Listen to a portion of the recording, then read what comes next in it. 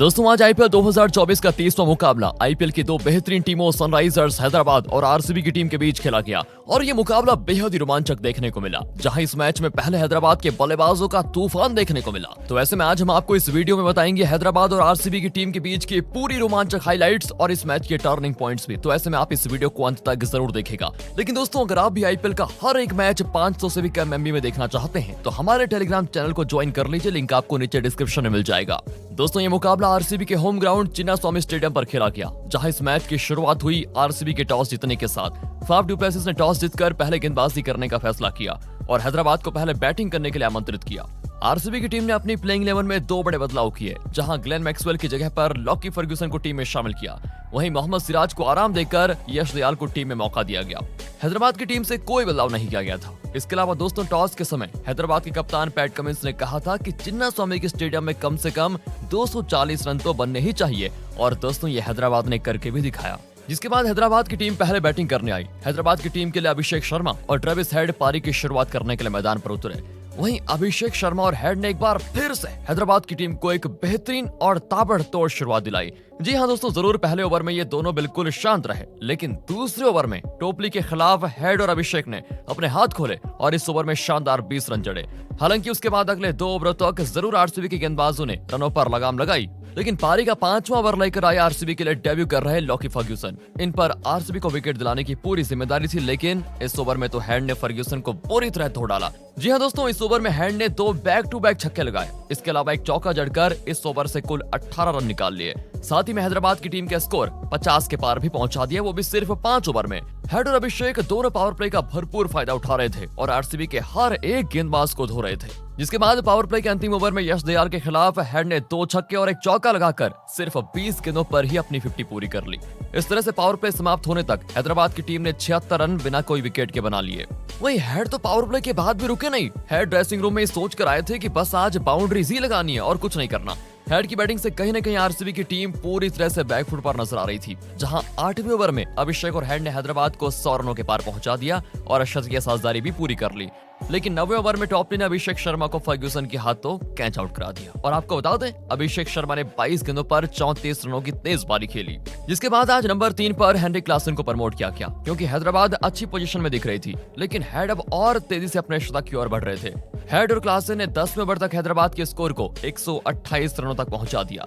जरूर क्लासन शुरू में अपना समय ले रहे थे, लेकिन 12वें ओवर में हेड ने 3 चौके लगाकर अपने आईपीएल करियर की पहली सेंचुरी पूरी कर ली। और आपको बता दें कि शतक सिर्फ 39 गेंदों पर आया दोस्तों ये।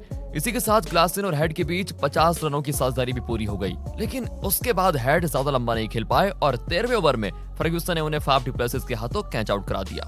हेड ने टोटल 41 गेंदों पर 102 रनों की शानदार पारी खेली। इस पारी में हेड के बैट से 9 चौके और 8 छक्के निकले। फिर हेड के आउट होने के बाद बैटिंग करने के लिए एडम मार्करम, लेकिन हेड के आउट होने के बाद क्लासन ने अपने गियर बदल दिए और आरसीबी के गेंदबाजों के ऊपर फिर धावा बोलना शुरू कर दिया। हैदराबाद का कोई भी बैट्समैन बैटिंग करने आ रहा था, वो बस आरसीबी के गेंदबाजों को जमकर कुटाई कर रहा था, चाहे फिर स्पिनर हो या फिर फास्ट, दोनों को ही हैदराबाद के बल्लेबाज पूरी तरह अटैकिंग तरीके से खेल रहे थे। जिसके बाद में क्लासन ने भी 15वें ओवर में अपनी 50 सिर्फ 23 गेंदों पर पूरी कर ली और इसी के साथ में हैदराबाद का स्कोर 200 रनों के पार पहुंच गया। क्लासन की बैटिंग से तो ऐसा लग रहा था कि बस आज हैदराबाद अपना हाईएस्ट और आईपीएल का भी हाईएस्ट स्कोर बना देगी। वहीं मार्करम ने भी दोस्तों अपने हाथ खोलने शुरू कर दिए, लेकिन 18वें ओवर में फर्ग्यूसन ने क्लासन को आउट करके आरसीबी को एक बड़ी विकेट दिलाई। लेकिन अब क्या होने वाला था, क्योंकि क्लासन ने तो अपना काम कर दिया था। जी हाँ दोस्तों, क्लासन ने 32 गेंदों पर 67 रनों की ताबड़तोड़ पारी खेली और इस पारी में क्लासन की बैट से 2 चौके और 7 लंबे छक्के निकले।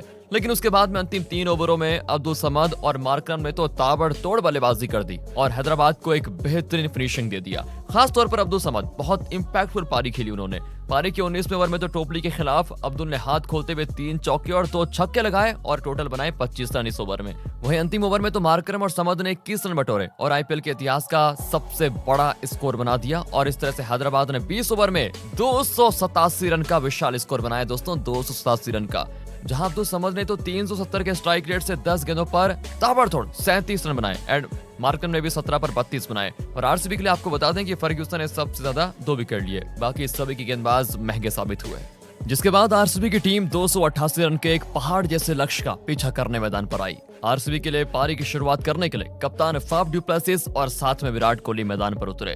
अगर आरसीबी को इस मैच में बना रहना था तो दोनों का रन बनाना बेहद जरूरी था, क्योंकि ये दो बल्लेबाज ही आरसीबी के लिए फॉर्म में थे। और दोस्तों, देखने को ऐसा ही मिला। जी हाँ, इन्होंने शुरू में ही हैदराबाद के गेंदबाजों पर धावा बोल दिया और अटैकिंग बल्लेबाजी करनी शुरू कर दी। खास तौर पर शुरू के 2 ओवर में कोहली के बैट से बड़े शॉट देखने को मिले। इसके बाद फाफ ने भी अपने हाथ खोले और कोहली का बेहतरीन साथ दिया। तीसरे ओवर में तो शहबाज अहमद के खिलाफ फाफ ने 2 छक्के और एक चौका जड़ा और अपने इरादे साफ जाहिर किए। इन दोनों ने सिर्फ 4 ओवरों में ही आरसीबी के लिए 50 रन बना दिए। आप इसी बात से अंदाजा लगा सकते हो कि किस तरह की बल्लेबाजी हो रही थी। उसके बाद भी ये दोनों रुके नहीं और ताबड़तोड़ बैटिंग करना जारी रखा। दोनों आज 200 से भी ज्यादा का स्ट्राइक रेट से बैटिंग कर रहे थे। वहीं पावर प्ले के समाप्त होने तक आरसीबी की टीम ने 79 रन बना लिए और अब कहीं न कहीं आरसीबी टीम मैच में नजर आ रही थी। लेकिन दोस्तों, जैसे ही पावर प्ले खत्म हुआ वैसे ही आरसीबी के विकेटों का पतन शुरू हो गया। जहां पहले तो 7वें ओवर में मयंक मार्कंडे के खिलाफ कोहली बड़ा शॉट खेलने के चक्कर में क्लीन बोल्ड हो गए और आरसीबी को इस तरह बड़ा और पहला झटका लग गया। कोहली ने 210 के स्ट्राइक रेट के साथ 20 गेंदों पर बनाए 42 रन, जिसमें कोहली ने 6 चौके और 2 छक्के लगाए। इसके बाद जरूर 8वें ओवर में फाफ डुप्लेसिस ने अपनी 50 पूरी कर ली, लेकिन इसी ओवर के अंतिम गेंद पर विल जैक्स रन आउट हो गए। विल जैक्स के रन आउट होने से लगा कि बस आरसीबी का आज दिन ही नहीं है, क्योंकि उनादकड़ ने एक स्लोअर गेंद डाली और फाफ डुप्लेसिस ने स्ट्रेट के सामने एक तेज शॉट मारा, लेकिन वो गेंद उनादकड़ के हाथ से टच होकर सीधे विकेट में लग गई और जैक्स क्रीज से बाहर थे, रन आउट हो गए बेचारे। बता दें, विल जैक्स ने 4 गेंदों पर 7 रन बनाए, लेकिन उसके बाद में बैटिंग करने के लिए रजत पाटीदार आए, लेकिन वो भी कुछ कमाल नहीं दिखा पाए। उनको भी मयंक मार्कंडे ने रेड्डी के हाथों कैच आउट करा दिया। पाटीदार ने आरसीबी के लिए 9 रन बनाए। इसके बाद पारी के 10वें ओवर में पैट कमिंस ने 2 और विकेट झटके और आरसीबी को बिल्कुल बैकफुट पर धकेल दिया और कमर ही तोड़ दी। जहां पहले तो कमिंस ने कप्तान फाफ डुप्लेसिस को क्लासन के हाथों कैच आउट कराया, जहां डुप्लेसिस ने 28 गेंदों पर 62 रनों की पारी खेली। इसके बाद इसी ओवर के अंतिम गेंद पर कमिंस ने सौरभ चौहान को गोल्डन डक पर आउट किया और इस तरह 10 ओवर तक आरसीबी की आधी टीम 122 के स्कोर पर वापस जा चुकी थी और अब क्रीज पर थे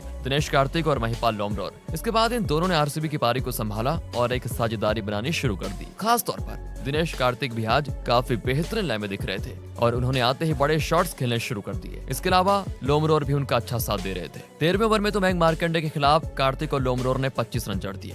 जी हाँ दोस्तों, ओवर में लोमरोर के बैट से 2 छक्के देखने को मिले, तो वहीं कार्तिक ने भी एक छक्का और एक चौका लगाया। इसके बाद 14वें ओवर से भी कार्तिक ने उनादकड़ के खिलाफ 3 चौके और एक छक्का लगाकर आरसीबी की टीम में काफी हद तक वापसी करा दी। इसी के साथ कार्तिक और लोमरोर के बीच 50 रनों की साझेदारी पूरी हो गई। लेकिन 15वें ओवर में हैदराबाद के लिए मुश्किल समय में कप्तान पैट कमिंस ने महिपाल लोमरोर को कर दिया आउट और हैदराबाद को दिलाई बड़ी सफलता। लोमरोर ने 11 पर बनाए 19। उसके बाद बैटिंग करने आए इम्पैक्ट प्लेयर के तौर पर अनुज रावत। लेकिन कार्तिक आज अलग ही मूड में थे और वो हैदराबाद के गेंदबाजों को करारा जवाब दे रहे थे। अंतिम 4 ओवर में आरसीबी को 89 रनों की जरूरत थी। जरूर ये मुश्किल लग रहा था, लेकिन नामुमकिन नहीं था, क्योंकि कार्तिक अभी क्रीज पर थे। जिसके बाद 17वें ओवर में दिनेश कार्तिक ने पैट कमिंस के खिलाफ 2 छक्के लगाकर जरूर 17 रन निकाल लिए और अपनी 50 भी पूरी कर ली। लेकिन पारी का 18वां ओवर भुवनेश्वर कुमार ने डाला और इस ओवर में सिर्फ 14 रन ही आए। जिसके बाद अब अंतिम 12 गेंदों पर आरसीबी को 58 रनों की जरूरत थी, जो कि काफी मुश्किल काम था। जरूर कार्तिक ने आरसीबी के लिए संघर्ष किया, लेकिन वो लक्ष्य तक नहीं पहुंच पाए और इस तरह हैदराबाद की ये टीम मैच जीत गई। लेकिन कुछ भी कहो, आरसीबी की टीम ने हैदराबाद को कड़ी कांटे की टक्कर दी दोस्तों। तो आपके हिसाब से आरसीबी के हार की सबसे बड़ी वजह क्या थी? कमेंट करके अपनी राय जरूर दीजिएगा।